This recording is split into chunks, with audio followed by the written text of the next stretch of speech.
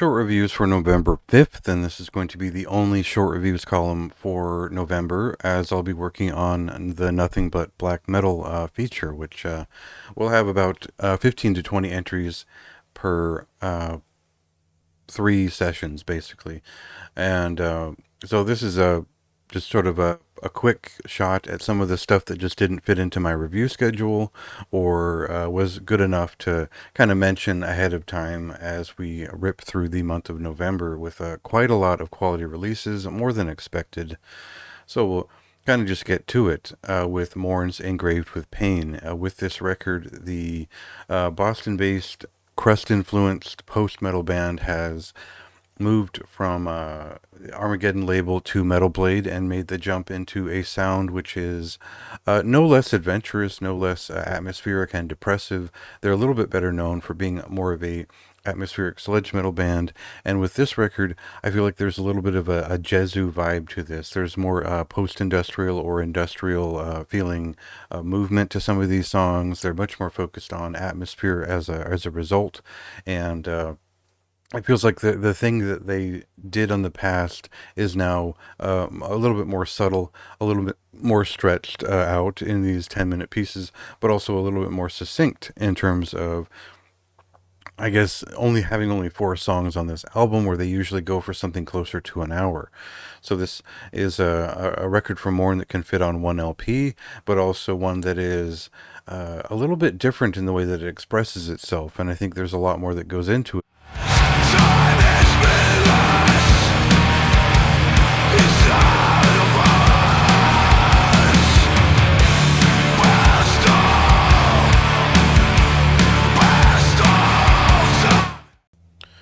So although I've heard of Greenseeker, I wasn't really familiar with Asteroid Witch, and these are both Portland, Oregon-based psychedelic rock bands who have some both throwback vibes to them, but also some modern kind of psychedelic rock feeling to it otherwise. Asteroid Witch is a newer band, and they're much more of a jam band based on what I've heard on this split LP. The bands are very well paired. I think Greenseeker tell a bit more of a story on their songs because they are longer form. There's just 2 of them, and they're both about 10 minutes each. And Asteroid Witch are out to have a good time and sort of play around with various interesting space rock influences, a lot of keyboards, and a satisfyingly kind of fuzzed over sound. They're quite a bit more active than the usual sort of drifting off into space sort of psychedelic doom realm stuff out of Portland of late, so I really enjoyed that. I think it's kind of a refreshing band, and I think they pair well with Greenseeker, who I already appreciated for their debut. If you were a fan of The Wish, Greenseeker's first album, this is more distant. It's more spaced out. It's less immediate in its presence, and I think that helps create a little bit more mystery and a little bit more room to tell their stories in. So I really liked this record, and I thought it was a bit of a surprise. I was expecting it to be a bit of a throwaway, but it's a good one.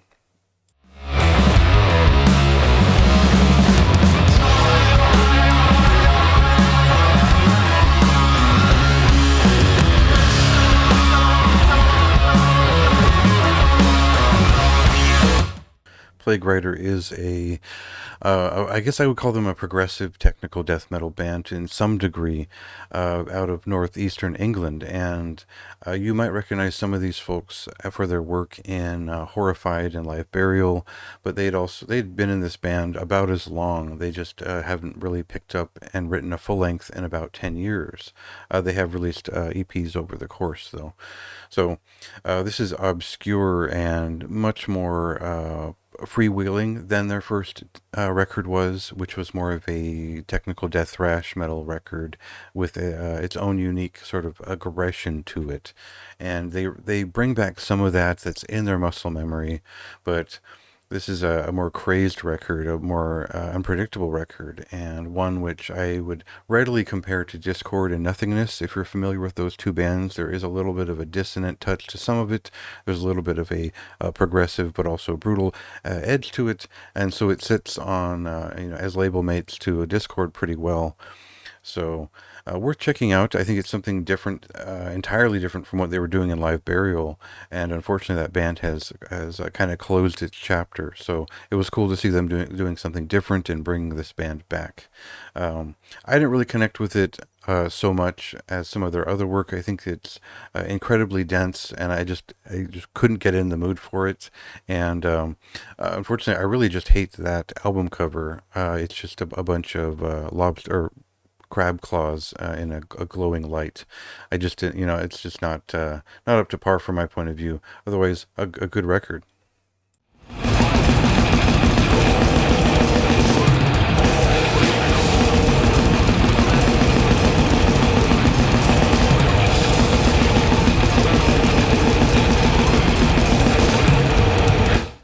Alchemy of Flesh is the solo death metal band or project from Athens, Georgia-based musician Tim Rowland, and obviously he likes video games and he likes Morbid Angel, and I can relate to this in a lot of ways. Their first record was clearly influenced by late '90s, early 2000s Morbid Angel, and this record takes a little bit more of a shift in the Hate Eternal direction in terms of using a little bit more brutality, a couple of the more angular riffs, if you will, and doesn't quite play with the the dual guitar interplay quite as much in terms of representing two rhythms at once.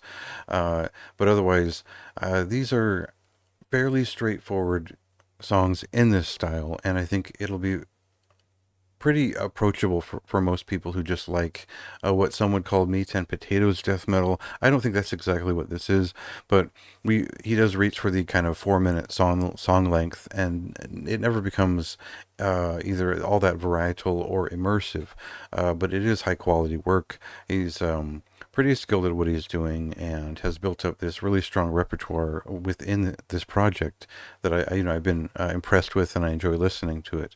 I can't recommend it as like the next big thing or the most impressive music out there in terms of death metal, but in terms of just meeting that pretty high bar and going above average, I think this is a good example of what this guy does best, and it's an entertaining record.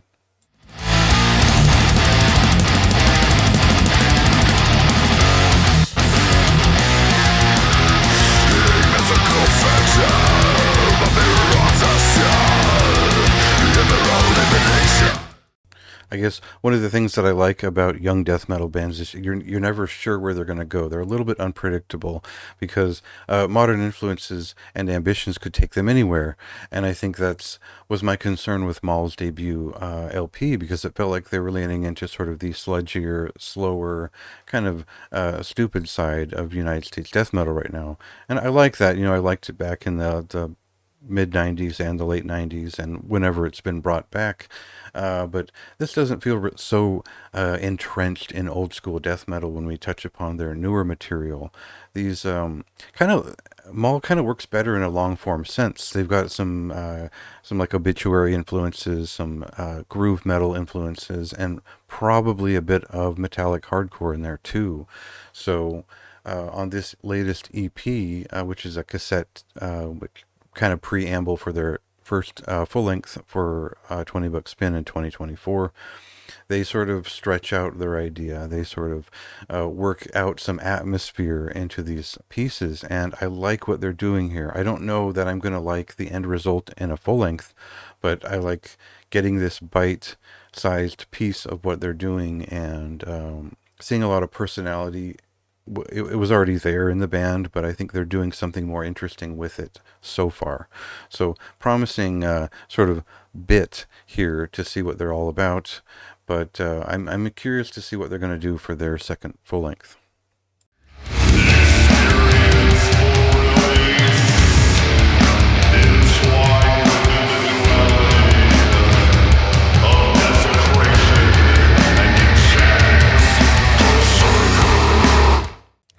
And finally, there was a lot to like about Inveterate, the second full-length album from Pyol Lis, a Brooklyn-based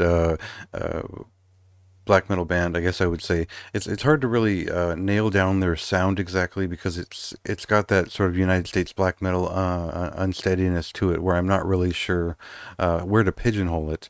But they call it melodic black death metal, and I think that works well enough to create some expectations of wandering melody, and in the United States black metal sense, and not so much the Scandinavian sense. There is a sort of punkish, post-hardcore-ish feeling to the way they develop these songs, and it does feel like there is at least some of that spastic hardcore in their past or in their listening habits that keeps these songs somewhat unpredictable and moving in interesting ways.